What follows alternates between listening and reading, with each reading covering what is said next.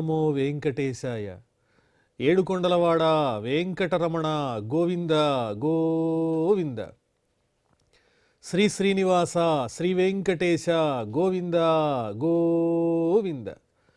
కలియుగ ప్రత్యక్ష దైవం శ్రీనివాస పరబ్రహ్మ అనుగ్రహ విశేషంతో శ్రీమద్భాగవతంలో అష్టమ స్కంధంలోని విశేషాలు యథాశక్తి తెలుసుకుంటూ ఉన్నాం. నారాయణం నమస్కృత్య నరం చైవ నరోత్తమం దేవీం సరస్వతీం వ్యాసం తతో జయముదీరయేత్. శుకయోగీంద్రుల వారు పరీక్షిన్ మహారాజునకు మన్వంతరాలను గురించి వర్ణించి చెప్పారు. భూత భవిష్యత్ వర్తమానములలో ఉండేటువంటి మన్వంతరాలు 14 మన్వంతరాల గురించి వర్ణించి చెప్పి, ఆ మన్వంతరాల్లో మనువులు కానీ మనుపుత్రులు కానీ ఇంద్రుడు కానీ దేవతలు కానీ ఈ మారే వాళ్ళందరూ ఏ శక్తితో వాళ్ళ కార్యాలు సాధిస్తున్నారు అంటే ఆ పరమాత్ముడైనటువంటి శ్రీ మహావిష్ణువే అంశావతారంగా ఆ మన్వంతరాల్లో ఉద్భవించి వాళ్ళ చేత ఆ కార్యక్రమాలు సాధింపజేస్తున్నాడు తప్ప ఇందులో వేరొకరి శక్తి ఏమీ లేదు అని చెప్పి, స్తూయమానో జనైరేభిః మాయయా నామరూపయా విమోహితాత్మభిః నానాదర్శనైః నచ దృశ్యతే. ఈ జగత్తంతా కూడా భగవంతుని యొక్క మాయతో నిండి ఉన్నది. సత్వరజస్తమో గుణములతో ఆ పరమాత్ముడు జగన్నాటకాన్ని నడిపిస్తూ ఉంటాడు. అందుచేత ఈ సంసారబద్ధులైన వాళ్ళందరూ దేహధారులందరూ కూడా ఆ మాయలో పడి కొట్టుమిట్టాడుతూ నిజమైనటువంటి పరమాత్మ యొక్క స్వరూపాన్ని తెలుసుకోలేకపోతూ ఉన్నారు. కనిపించేటువంటి నానా రూపములు, అనేక రకాలైన పేర్లు ఇవన్నీ పరమాత్మవైనప్పటికీ అవన్నీ భిన్న భిన్నములనే భావాన్ని మర్చిపోలేక ఎంతగా పరమాత్మను సేవించినప్పటికీ ఆ మోహం వల్ల ఎన్ని రకాలుగా ప్రయత్నించినా ఆ పరమాత్మ తత్వాన్ని అర్థం చేసుకోలేకపోతున్నారు. ఎన్ని శాస్త్రాలతో స్తుతించినప్పటికీ కూడా అంతటా పరమాత్ముడున్నాడనేటువంటి విషయం వాళ్ళకి అర్థం కావటం లేదు. ఏతత్కల్ప వికల్పస్య ప్రమాణం పరికీర్తితం యత్ర మన్వంతరాణ్యాహుః చతుర్దశ పురావిదః. పూర్వీకులైనటువంటి మహానుభావులు ఏదైతే అందించారో ఆ విషయాలన్నింటినీ నేను నీకు తెలియజేస్తూ ఉన్నాను. మన్వంతరాల గురించి, చతుర్దశ మన్వంతరాల గురించి నేనే అన్నీ తెలిసిన వాడిని అని శుకయోగీంద్రుల వారు చెప్పట్ల. పూర్వులైనటువంటి మహానుభావులు అందించిన విషయాలే నేను యథాశక్తిని ముందుంచుతున్నాను. ఈ కల్పములు కానీ అదేవిధంగా కల్పంలో వచ్చే మన్వంతరాలు కానీ ఇవన్నీ నేను ఎలా తెలుసుకున్నానంటే పెద్దల ద్వారా తెలుసుకున్నాను. ఎంత జ్ఞానమున్నా కూడా ఆచార్యులను స్మరించుకోనటువంటి వాళ్ళు ఎదగరు, వాళ్ళు జ్ఞానులు కాదు. నేనే అనే భావన ఎప్పుడైతే వస్తుందో అది అహంకారానికి హేతు అవుతుంది. ఎంత ఎదిగినా కూడా ఒదిగేటువంటి స్వభావం ఉండాలి, అంత సత్వగుణం ఉండాలి. అటువంటి చక్కని భావంతో శుకయోగీంద్రుల వారు వర్ణించి చెప్పారు పరీక్షిన్ మహారాజునకు. ఇక్కడికి 14వ అధ్యాయం పూర్తయిపోయింది అష్టమ స్కంధంలో. ఆ తరువాత మనం 15వ అధ్యాయంలో ప్రవేశిస్తున్నాం. రాజోవాచ బలే పదత్రయం భూమే కస్మాద్ధరిరయాచత భూత్వేశ్వర కృపణవతు లబ్ధార్థోపి బబంధతం. ఇన్ని మన్వంతరాల గురించి ఎంతో సవివరంగా శుకయోగీంద్రుల వారు వర్ణిస్తే పరీక్షిన్ మహారాజు గారి యొక్క మనస్సు ఒకచోట లగ్నమై ఉంది. ఎక్కడా అంటే వామన స్వరూపంలో స్వామివారు ఉద్భవించాడు, ఆ విషయాలు చెప్పండి. గతంలో ఆ వైవస్వత మన్వంతరం గురించి వర్ణించి చెప్పేటప్పుడు వామనావతార సన్నివేశాన్ని కూడా సంక్షిప్తంగా మీరు చెప్పారు. ఆ బలిచక్రవర్తి తన సంపదనంతా కూడా వామనమూర్తికి అందించటం ఇవన్నీ కూడా మీరు చెప్పారు సంక్షిప్తంగా.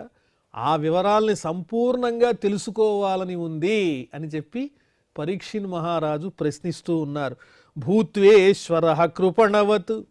స్వామి ఓ శుకయోగీంద్ర, బలిచక్రవర్తి దగ్గర 3 అడుగులు దానమడిగి వామనమూర్తి ఆ 3 అడుగులతో సమస్తమైనటువంటి జగత్తుని కూడా వ్యాపించాడు కదా. ఎవరినీ ఏమీ అడగనివాడు, అందరికీ అన్నీ ఇచ్చేటువంటి ఆ శ్రీ మహావిష్ణువు బలిచక్రవర్తి దగ్గరికి వెళ్ళి వామన రూపంలో 3 అడుగులు ఎందుకు యాచించవలసి వచ్చింది? కృపణవత్, దీనునివలే, లబ్ధార్థోపి బబంధతం. సరే, 3 అడుగులు దానంగా అడిగి పొందాడు పరమాత్ముడు. కానీ తనకు దానం చేసినటువంటి బలిచక్రవర్తిని మళ్ళీ బంధించాడు. ఇదంతా ఎలా జరిగింది? ఈ సన్నివేశంలో ఉన్న ఆంతర్యం ఏమిటి? అన్నీ వివరంగా చెప్పవలసింది అని కోరుతూ ఉన్నారు పరీక్షిన్ మహారాజు. ఏతద్వేదితుమిచ్ఛామో మహత్కౌతూహలం హినః యజ్ఞేశ్వరస్య పూర్ణస్య బంధనం చాప్యనాగసః. పరిపూర్ణుడు కదా పరమాత్ముడంటే, ఆయనకు లోటేమున్నది? సమస్తమైన ఐశ్వర్యాలు ఆయన సొంతం. సాక్షాత్తు ఆ శ్రీదేవియే ఆయన హృదయంలో నిత్య నివాసినిగా ఉన్నది. అలాంటి పరిపూర్ణుడైన ఆనంద స్వరూపుడైనటువంటి స్వామి బలిచక్రవర్తిని ఎందుకు బంధించాడు? బంధనంచాప్యనాగసః. అనాగసః అంటే ఏ పాపము ఎరుగనటువంటి ఆ అమాయకుడైన బలిచక్రవర్తిని ఎందుకు బంధించాడు ఆయన? ఈ విషయం తెలుసుకోవాలి అని నాకెంతో కుతూహలంగా ఉంది అని పరీక్షిన్ మహారాజు ప్రశ్నిస్తే శుకయోగీంద్రుల వారు వర్ణించి చెబుతున్నారు. శ్రీ శుక ఉవాచ పరాజిత శ్రీరసుభిశ్చ హాపితో హీంద్రేణ రాజన్ భృగుభిః సజీవితః సర్వాత్మనా తానభజద్భృగూన్ బలిః శిష్యో మహాత్మార్థ నివేదనేన. ఓ పరీక్షిన్ మహారాజా, నువ్వు అడిగిన సందేహం అనేది నిజమే. దాంట్లో ఉన్న రహస్యాన్ని చెబుతాను విను. బలిచక్రవర్తికి దేవేంద్రునకు యుద్ధం జరిగింది. ఏ సందర్భంలో? క్షీరసాగర మథన సన్నివేశంలో అమృతం కోసం రాక్షసులు దేవతలు పోరాడినప్పుడు దేవేంద్రుని వజ్రాయుధం చేత కొట్టబడినటువంటి వాడై రథం మీద నుంచి బలిచక్రవర్తి నేల మీద పడిపోయాడు రథంతో సహా. అతని ఇంద్రియాలు పనిచేయలేదు, చైతన్యము లేదు. దాదాపు మరణించినంత పనైంది. తీవ్ర గాయాలతో మూర్ఛపోయి స్పృహ లేక బాధపడుతూ ఉన్నటువంటి ఆ బలిచక్రవర్తిని శుక్రాచార్యుల వారు తీసుకుని వెళ్ళి సంజీవని అనేటువంటి విద్యతో అతన్ని బ్రతికించారు. ఆ తరువాత బలిచక్రవర్తి ఆ కృతజ్ఞతతో రాజన్ భృగుభిః సజీవితః, సంపదలు పోయి ప్రాణాలు పోయినటువంటి ఆ బలిచక్రవర్తి శుక్రాచార్యుల వారి దగ్గర ఉన్నటువంటి సంజీవని అనే మంత్ర ప్రభావం వల్ల మళ్ళీ జీవించాడు. సహా జీవితః సర్వాత్మనా తానభజద్భృగూన్ బలిః.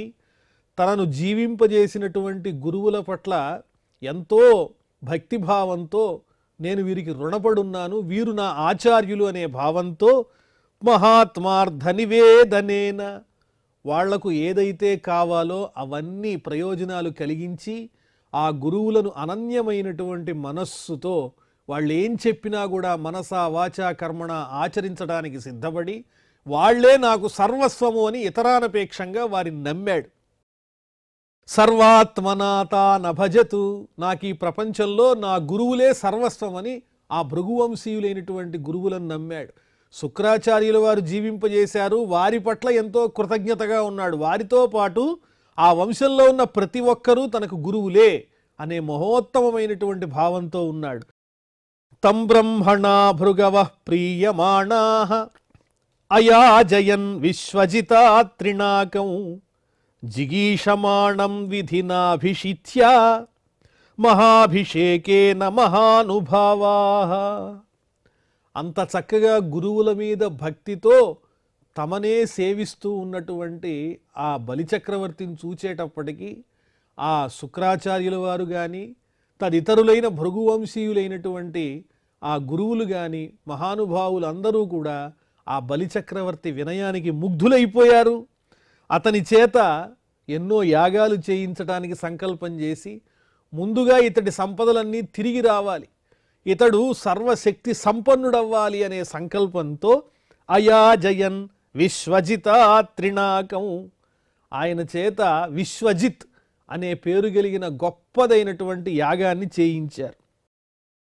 ఆ త్రినాకం జిగీషమాణం, బలిచక్రవర్తి యొక్క సంకల్పం ఏమిటి అంటే సర్వశక్తులతో మళ్ళీ ఆ స్వర్గాన్ని జయించాలి అనేటువంటి కోరిక.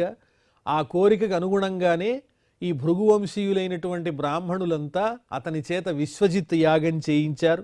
ఆ తరువాత విధి ప్రకారంగా అభిషేకం కూడా జరిపించారు. మహాభిషేకేన మహానుభావాః, మహాత్ములైన వారందరూ బలిచక్రవర్తిని అసురులందరికీ రాజుని చేశారు. తతో రథః కాంచన పట్టనద్ధో హయాశ్చ హర్యశ్వతురంగవర్ణాః ధ్వజశ్చ సింహేన విరాజమానో హుతాశనాదాసహవిర్భిరిష్టాత్. అతని చేత వాళ్ళు విశ్వజిత్ అనేటువంటి యాగం చేయించినప్పుడు ఆ యాగం చేసే అగ్ని కుండం నుంచి అద్భుతమైనటువంటి సంపదలు బయటికి వచ్చాయి. అవేమిటి అంటే కాంచన పట్టనద్ధ, బంగారుమయమైన వస్త్రంతో కప్పబడినటువంటి దివ్యమైన బంగారు రథం ఆ అగ్నిగుండంలో నుంచి ఉద్భవించింది. అదేవిధంగా హయాశ్చ హర్యశ్వతురంగవర్ణాః, అలాగే అశ్వాలు కూడా అందులో నుంచే వచ్చాయి. ఆ అశ్వముల యొక్క రంగు ఎలా ఉందంటే పచ్చగా ఉంది. దేవేంద్రుని యొక్క అశ్వాలు ఏ వర్ణంలో ఉంటాయో ఈ అగ్నిగుండం నుంచి వచ్చినటువంటి గుర్రాలు కూడా అదే వర్ణంలో ఉన్నాయి. ధ్వజశ్చ సింహేన విరాజమానో హుతాశనాదాసహవిర్భిరిష్టాత్, అలాగే సింహమే గుర్తుగా కలిగినటువంటి చక్కని జెండా పతాకం కూడా ఆ రథంతో పాటు బయటికి వచ్చింది. ధ్వజశ్చ సింహేన విరాజమానో, ప్రకాశించేటువంటి అద్భుతమైన బంగారుమయమైన రథము, ఆ రథంతో పాటు పచ్చని వర్ణం కలిగినటువంటి గుర్రాలు, అలాగే ఆ రథం మీద ఒక పతాకము, సింహము గుర్తుగా కలిగినటువంటి పతాకము, ధ్వజము, ఇవన్నీ కూడా ఆ యజ్ఞగుండంలో నుంచి ఉద్భవించినాయి. ఎందువల్ల అంటే ఎంతో భక్తిగా యాగం చేసి ఆ అగ్నిదేవుణ్ణి సంతృప్తిపరిచాడు హవిర్భాగాలతో బలిచక్రవర్తి భృగువంశీయులైనటువంటి గురువుల యొక్క ఆదేశానుసారం.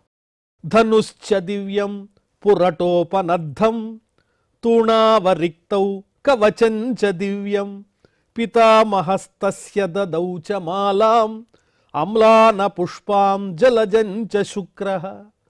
అంటే దేవతల్ని మళ్ళీ జయించడానికి కావలసినటువంటి సాధన సంపత్తి, ఆయుధాలు అన్నీ కూడా ఆ హోమకుండం నుంచి బయటికి వెలువడుతూ ఉన్నాయి. ఇదే ఆ యజ్ఞం చేయటం వెనక ఉన్నటువంటి ప్రధానమైన సంకల్పము. ధనుశ్చ దివ్యం పురటోపనద్ధం, బంగారు తొడుగు కలిగినటువంటి అద్భుతమైన ధనుస్సు వచ్చింది ఆ యజ్ఞకుండం నుంచే. అదేవిధంగా తూణావరిక్తౌ కవచంచ దివ్యం, అరిక్తౌ తూణౌ అంటే అక్షయ తూణీరములు, ఎన్ని బాణాలు తీసినా కూడా ఇంకా నిలవ ఉండేటువంటి తూణీరములు, అవి కూడా ఆ యజ్ఞకుండం నుంచే ఉద్భవించాయి. కవచంచ దివ్యం, శరీరం మీద హృదయ భాగంలో శత్రువు యొక్క అస్త్రశస్త్రాల నుంచి రక్షించుకునేటువంటి దృఢమైన కవచం కూడా, దివ్యమైన కవచం కూడా ఉద్భవించింది.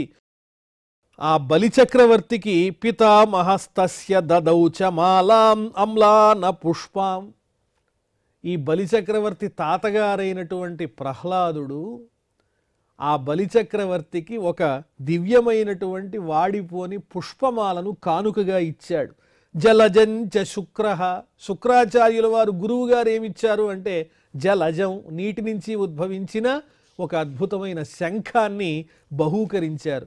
ఈ విధంగా సర్వాయుధ సంపత్తిని సమకూర్చుకుని ఆ అద్భుతమైన రథంతో తూణీరములను దాల్చి కవచాన్ని ధరించి ధనుస్సు చేపట్టి అద్భుతమైన గుర్రాలు నడిపిస్తూ ఉండంగా ఇంద్రుడి మీద దండయాత్ర చెయ్యాలి అని బలిచక్రవర్తి యొక్క సంకల్పం. ఏవం సవిప్రార్జిత యోధనార్థః తైః కల్పిత స్వస్త్యయనోధ విప్రాన్ ప్రదక్షిణీకృత్య కృత ప్రణామః ప్రహ్లాదమామంత్ర్య నమశ్చకార. ఈ విధంగా ఆ వచ్చినటువంటి సంపదలన్నీ స్వీకరించి ఎలా వచ్చాయి అవి? విప్రార్జితయోధనార్థః, బ్రాహ్మణోత్తముల యొక్క అద్భుతమైన అపౌరుషేయమైన వేద మంత్రోచ్చారణల ద్వారా ఆ యజ్ఞకుండం నుంచి ఉద్భవించిన అమూల్యమైనటువంటి సంపదలవి, ఏనాటికి చెక్కు చెదరనివి. అటువంటి చక్కని సంపదలు, యుద్ధ సాధనాలన్నీ పొందినటువంటి వాడై కల్పిత స్వస్త్యయనః, బ్రాహ్మణోత్తములు గురువులంతా కూడా మంగళమగుగాక, నీకు విజయమగుగాక, విజయోస్తు, దిగ్విజయోస్తు అని చక్కగా ఆశీర్వదించారు. ఆ బ్రాహ్మణోత్తముల ఆశీర్వచనాలు స్వీకరించి ప్రదక్షిణీకృత్య కృత ప్రణామ, వారందరికీ ప్రదక్షిణం చేసి భక్తిపూర్వకంగా నమస్కారం చేసి ప్రహ్లాదమామంత్ర్య, తాతగారైనటువంటి ప్రహ్లాదునికి వెళ్ళొస్తానని చెప్పి నమశ్చకార, నమస్కారం చేశాడు. అథారుహ్య రథం దివ్యం భృగుదత్తం మహారథ సుస్రగ్ధరోధ సన్నహ్య ధన్వీ ఖడ్గీ ధృతేషుధి. అద్భుతమైన దివ్యమైన రథాన్ని అధిరోహించి గురువుగారు శుక్రాచార్యుల వారు ఇచ్చినటువంటి అమూల్యమైనటువంటి శంఖాన్ని తీసుకుని అందమైన చక్కని వాడిపోని పుష్పమాలను కంఠమునందు అలంకరించుకుని ఆ బంగారు తొడుగుతో ఉన్న ధనుస్సును అలాగే ఖడ్గాన్ని అక్షయ తూణీరములను ధరించినటువంటి వాడై బయలుదేరి వెడుతూ ఉన్నాడు తన పరివారంతో సైన్యంతో దేవేంద్రునితో యుద్ధం చేయటానికి. హేమాంగదల సద్బాహు స్ఫురన్మకర కుండల రరాజరథమారూఢో ధిష్ణ్యస్థ ఇవ హవ్యవాట్. బంగారుమయమైనటువంటి చక్కని భుజకీర్తులు బాహువులకు అలంకరించుకున్నాడు. కేయూరములున్నాయి ఆ బాహువులకు. అలాగే స్ఫురన్మకర కుండల, ప్రకాశించేటువంటి బంగారుమయమైన కుండలాలు ధరించాడు. రరాజరథమారూఢో, ఆ దివ్యమైన బంగారుమయమైన యజ్ఞకుండం నుంచి ఉద్భవించిన రథాన్ని అధిరోహించినటువంటి ఆ బలిచక్రవర్తి ఎలా ఉన్నాడు అంటే ధిష్ణ్యస్థ ఇవ హవ్యవాట్, అగ్నికుండం నుంచి వెలువడినటువంటి అగ్నిలాగానే ప్రకాశిస్తున్నాడు. అగ్ని ఎంత తేజోవంతుడో అంత తేజస్సుతో మెరిసిపోతున్నాడు బలిచక్రవర్తి. ఇది గురువులను ప్రసన్నం చేసుకున్నందువల్ల వచ్చేటువంటి అద్భుతమైన సంపద. ఆచార్యులు గనక మనకి చక్కని ఉపదేశంతో మనకు సూచనలు అందిస్తే ఆ సూచనలు మనం పాటించినట్లయితే ఆ శిష్యులకు తిరుగుండదనడానికి ఈ బలిచక్రవర్తి ఈ వృత్తాంతమే మనకు ప్రధానమైన నిదర్శనం. తుల్యైశ్వర్య బలశ్రీభిః స్వయూథైః దైత్యయూథపైః పిబద్భిరివ ఖం దృగ్భిః దహద్భిః పరిధీనివ. అతని పరివారం కూడా, బలిచక్రవర్తి పరివారం కూడా అతనితో సమానమైనటువంటి ఐశ్వర్యము బలము తేజస్సు కలిగినటువంటి వాళ్లే. ఎవరు వాళ్ళు అంటే సేనలు, సేనా నాయకులు. సేనను నడిపించేటువంటి సేనానాయకులు కూడా చాలా తేజస్సుతో ప్రకాశిస్తూ ఉన్నారు. వాళ్ళందరితో కలిసి వెడుతూ ఉంటే ఎలా ఉన్నది ఆ సేన అంటే బలిచక్రవర్తి ఎలా కనిపిస్తున్నాడు. పిబద్భిరివఖం, ఈ సైన్యంతో పాటు ఈ దైత్యులందరూ కలిసి ఆకాశాన్ని మింగేస్తారా అన్నట్టుగా ఉంది. ఆ సేనను చూస్తూ ఉంటే అంత దారుణమైన గొప్ప సైన్యంతో బయలుదేరాడు. దహద్భిః పరిధీనివ, అలాగే తమ దృగ్భిః చూపులతోనే సమస్తమైన దిక్కులను దహించి వేస్తారా అన్నంత తీవ్రమైన రోషావేశములతో పరాక్రమంతో కూడిన తేజస్సుతో ఆ బలిచక్రవర్తి తన పరివారంతో బయలుదేరి వెడుతున్నాడు. వృతో వికర్షన్ మహతీం ఆసురీం ధ్వజినీం విభుః యయావింద్రపురీం స్వృద్ధాం కంపయన్నివరోదసి. ఇటువంటి పరాక్రమ సంపన్నులైనటువంటి సైనికులతో సేనాధిపతులతో వృతః కూడినటువంటి వాడై మహతీం ఆసురీం ధ్వజినీం వికర్షన్, దారుణమైనటువంటి అసుర సంబంధమైన ఆ సైన్యాన్నంతా తానే నడిపిస్తూ బలిచక్రవర్తి యయౌ ఇంద్రపురీం స్వృద్ధాం, చాలా సంపదలతో విశేషములతో తులతూగేటువంటి ఆశ్చర్య ఐశ్వర్య సంపద సంపన్నమైనటువంటి ఆ అమరావతికి బయలుదేరి వెడుతూ ఉన్నాడు. యయౌ ఇంద్రపురీం స్వృద్ధాం కంపయన్నివ రోధసి. ఈ సేనతో బలిచక్రవర్తి వెడుతూ ఉంటే ఎలా ఉన్నది అంటే ఆకాశము భూమి ఈ రెండూ కూడా కంపిస్తున్నట్లుగా ఉంది. ఆ రెండిటిని ఏకం చేస్తూ భూకంపం వచ్చిందా ప్రళయం వచ్చిందా అనే విధంగా దిక్కులన్నీ కూడా పిక్కటిల్లేలాగా అలా బయలుదేరి వెడుతున్నాడు బలిచక్రవర్తి. రమ్యాముపవనోద్యానైః శ్రీమద్భిః నందనాదిభిః కూజద్విహంగమిథునైః గాయన్మత్త మధువ్రతైః.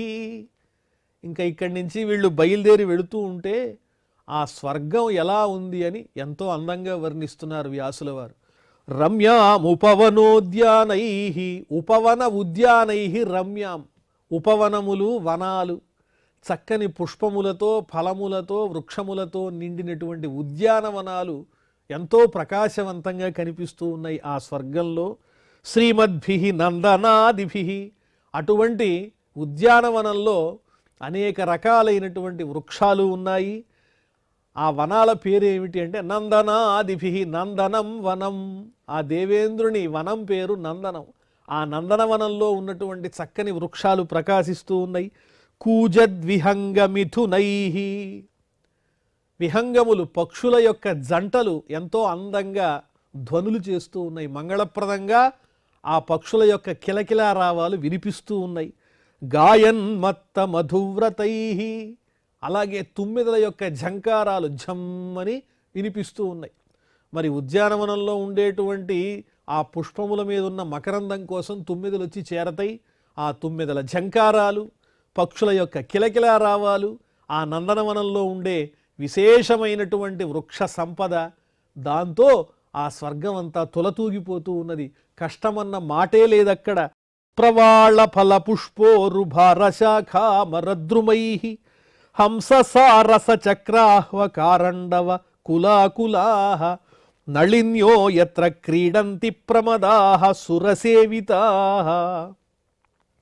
అక్కడున్న చెట్లు ఎలా ఉన్నాయో వర్ణిస్తున్నారు చూడండి. ప్రవాళ ఫల పుష్పోరు భారశాఖామరద్రుమై, ఆ వృక్షములన్నింటికీ సమృద్ధంగా ఫలాలు ఉన్నాయి, పుష్పాలు ఉన్నాయి, అలాగే చిగురుటాకులు ఉన్నాయి. వీటన్నిటి చేత నిండినటువంటి ఆ చెట్లు, ఇంత సంపద కలిగిన చెట్లు సజ్జనుల్లాగా అలా వంగి ఉన్నాయి. సమస్తమైన గుణములతో శాస్త్రాది విద్యలతో నిండినటువంటి పండితుడు సజ్జనుడు ఏ విధంగా అయితే వంగి ఉంటాడో ఆ రకంగా నమ్రతతో ఉన్నట్లుగా ఆ వృక్షముల యొక్క కొమ్మలన్నీ వంగి ప్రకాశిస్తూ ఉన్నాయి. హంససారస చక్రాహ్వకారండవ కులాకులాః. ఇంకక్కడ సరస్సులున్నాయి, పద్మములతో నిండిన సరస్సులు. నళిన్యః, ఆ సరస్సుల్లో హంసలు, బెగ్గురు పక్షులు, అలాగే చక్రవాకములు, జలపక్షులు, కారండవములనేటువంటి పక్షులు, ఇలా అనేక రకములైన విభిన్నములైన పక్షులతో నిండి ఉన్నాయి ఆ స్వర్గలోకంలో ఉన్న సరస్సులన్నీ. ఒక పక్క చక్కని వృక్షాలు, మరో పక్క అందమైనటువంటి సరస్సులు. యత్ర క్రీడంతి ప్రమదాః సురసేవితాః, దేవతలందరి చేత సేవింపబడేటువంటి అప్సరసలందరూ కూడా అక్కడ ఉన్న సరస్సుల్లో హాయిగా విహరిస్తూ ఉన్నారు, క్రీడిస్తూ ఉన్నారు అందమైనటువంటి స్త్రీలంతా అని వర్ణిస్తున్నారు. కనియన్ పుణ్య జనౌకమున్ విగత రోగ స్వప్న పీడాన్న ఖాదన సంశోకమున్ పుష్ప పల్లవ ఫలోద్దామద్రుమానీకమున్ స్వనితోద్ధూత పతాకమున్ ప్రవిచరద్వైమానికానీకమున్ ఘనగంగా సలిలైకమున్ మఘవయుక్త శ్రీకమున్ నాకమున్. వాళ్ళు చూసినటువంటి స్వర్గం ఎలా ఉన్నది అని పోతనవారు అద్భుతమైనటువంటి పద్యం ద్వారా తెలియజేశారు. అక్కడ రోగాలు లేవు, పీడలు లేవు, ఏ విధమైన దుఃఖాలు లేవు, ఎంతో గొప్ప గొప్ప సంపదలన్నీ ఉన్నాయి. అలాంటి చక్కని స్వర్గాన్ని చూచాడా బలిచక్రవర్తి యుద్ధానికి వెళుతూ అని వర్ణించారు. మరి ఆ తరువాత వర్ణన ఎలా ఉందో మళ్ళీ మనం తెలుసుకుందాం. ప్రస్తుతం క్షమాప్రార్థనాదులతో ఈ కార్యక్రమాన్ని పరిసమాప్తం చేసుకుందాం. అథ క్షమాప్రార్థన. యదక్షరపదభ్రష్టం మాత్రాహీనంచ యద్భవేత్ తత్సర్వం క్షమ్యతాం దేవ నారాయణ నమోస్తుతే. శ్రియఃకాంతాయ కళ్యాణ నిధయే నిధయేర్థినాం శ్రీవేంకట నివాసాయ శ్రీనివాసాయ మంగళం.